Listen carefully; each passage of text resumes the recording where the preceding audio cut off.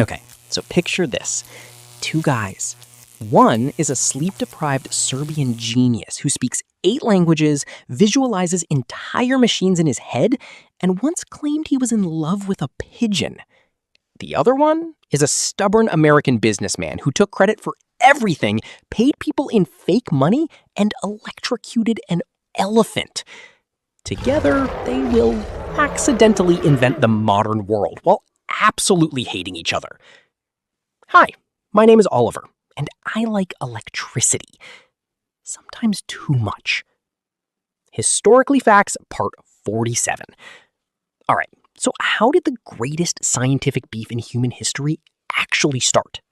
The year is 1880, and electricity is the hottest new thing since bread. Not sliced bread, just regular bread. Sliced bread comes later.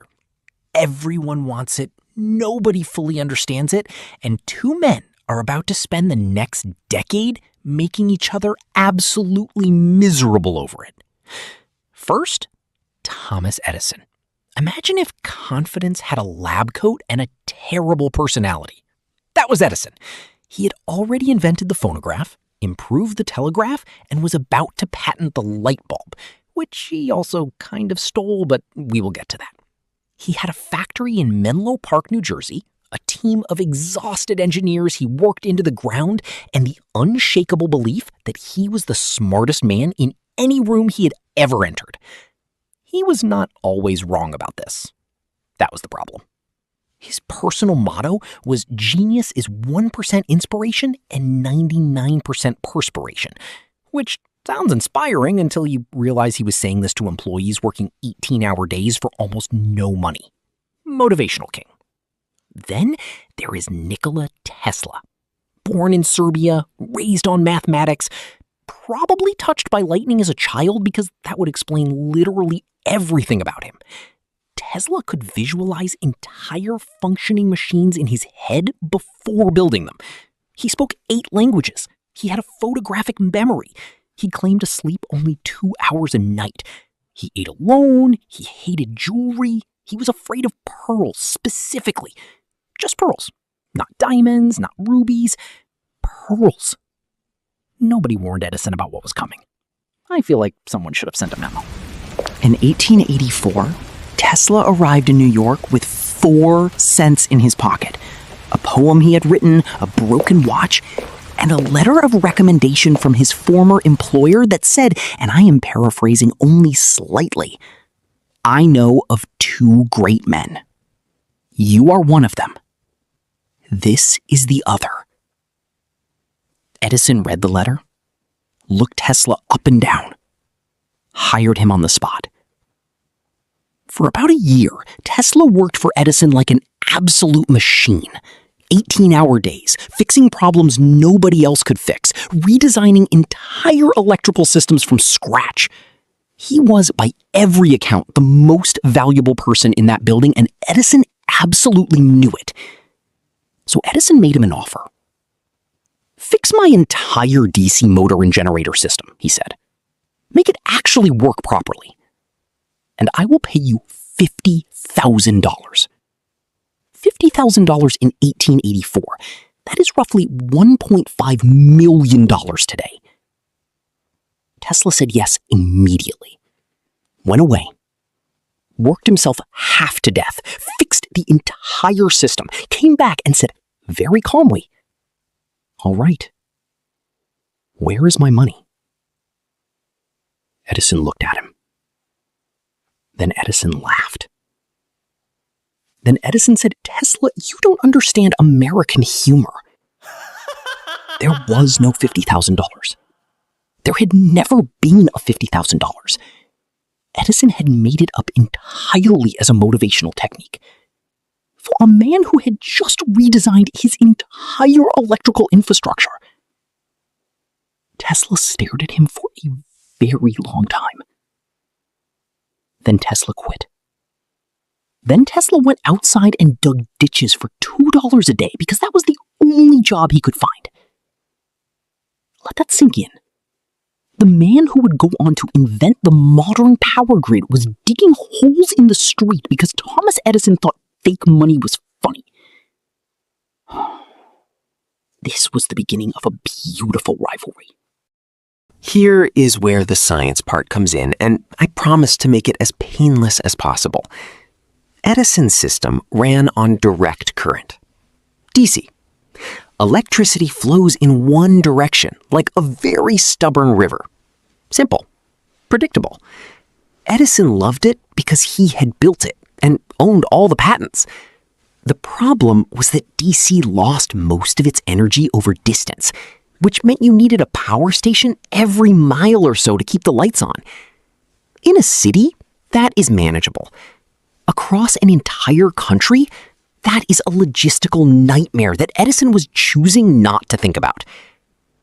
Tesla's system ran on alternating current, AC. The electricity alternates direction many times per second, which sounds insane, but means you can transmit power over enormous distances with almost no energy loss. It was objectively better, significantly better, not even close. Edison knew this. This is the important part. Edison absolutely knew that AC was the superior system. He just had invested everything, his money, his patents, his entire identity, into DC. Admitting AC was better meant admitting he had built the wrong thing. And Thomas Edison did not do admitting things. So instead of admitting anything, Edison decided to do what any reasonable businessman would do in this situation. He decided to make everyone think AC electricity would kill them. Edison called his campaign the War of Currents, which sounds extremely dramatic for a man who was essentially just scared of losing a business argument about wires. His plan was elegant in its pettiness. If he could convince the public that alternating current was dangerous, deadly, a murder system pretending to be progress, then nobody would want it in their homes, regardless of how efficient it was. Step 1. Edison started publicly electrocuting animals with AC current to demonstrate how dangerous it was. Dogs, mostly, then calves. He invited journalists. He gave it a name. He called the process being Westinghoused, after George Westinghouse, who had partnered with Tesla, because Edison understood branding even when he was being completely unhinged about it. His assistant, Harold Brown, who was basically Edison's evil intern and did not receive nearly enough therapy, traveled around the country doing live demonstrations. He would electrocute animals with DC first, they would survive, then with AC, they would not. The crowds were horrified. That was the point. But Edison needed a bigger stage. New York State. Tesla could not fight Edison alone. He needed money, infrastructure, and someone who was not currently using animals as marketing material. That someone was George Westinghouse. Westinghouse was an industrialist, an inventor himself, and a man who looked at Tesla's AC system and said, "Yes, this is obviously correct. Let us please do this like adults." He bought Tesla's AC patents for $216,000 plus royalties. Tesla, who had been digging ditches 2 years earlier, was now rich. Edison was furious. The war escalated dramatically. Then came the 1893 Chicago World's Fair. This was the biggest public event in America. 27 million people were expected to attend. The fair needed to be powered entirely with electric light, which had never been done at this scale before. Whoever powered the Chicago World's Fair would power their system into the public consciousness forever. Edison and his partners bid $1 million to light the fair with DC. Westinghouse and Tesla bid half that using AC. They won. And they delivered. 100,000 light bulbs, all running on Tesla's alternating current. 200,000 people walking through it every single day, surrounded by more electric light than most of them had ever seen in their entire lives. All of it powered by the system Edison had spent years telling everyone was going to kill them. Edison sat in New Jersey and watched the newspaper coverage and did not enjoy a single second of it. Harold Brown, for his part, was not invited. Tesla's final victory came in 1896, and it was so complete and so total that it should have ended the argument permanently and put it in a sealed box underground. The Adams Power Plant at Niagara Falls, the first large-scale AC hydroelectric power station in the world, built using Tesla's system, powering the entire city of Buffalo, New York from 20 miles away. 20 miles, with almost no energy loss. DC could not have done it from across the street. The world watched. Engineers watched. Investors watched. Governments watched. Even Edison watched, quietly, from New Jersey, in the specific way of a man who has just realized he backed the wrong horse and cannot tell anyone. He never said this publicly at the time, but much later in his life, he admitted that his greatest mistake was never developing AC current. He called it a serious personal mistake. He said it cost him a great deal of money.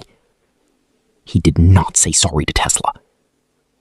Nobody who knew Edison was surprised by this. He did not say sorry to Tesla. This was probably not surprising to anyone who had met Edison. And that is the story of how two men fought over wires and accidentally powered the entire modern world. One of them won the war. The other one got a city named after him. I will let you decide which outcome is better. I like electricity. I did not say it was fair.